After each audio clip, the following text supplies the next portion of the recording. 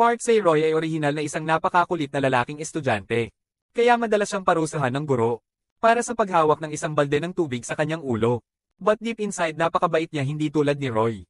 The Colgan One na madalas ng bully sa mga kaklase niya. Si Jin One ay isang pangalawang henerasyong tycoon. Kaya walang nang ahas na hawakan siya. Sabi ni Roy. Nakita niyang unfair ang eksena at agad na tumayo. Mabilis na sabi ng kaibigan niyang si Suwa sa tabi niya. Huwag hawakan ng taong ito kung siya ay nasaktan. Ang iyong buong pamilya ay kailangang mamatay. Hindi inaasahan. Sabi ni Roy humakbang pa para pigilan siya. At nag-lecture pa ng Gun Won.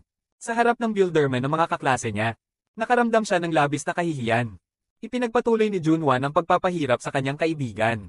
Para patunayan ang sarili, he challenged Se-roy kung gusto niyang lumaban. Nang mag-away na silang dalawa, pumasok ang guro. Hindi siya pinansin ni Junwan. Patuloy na pahirapan ang kanyang mga kaibigan.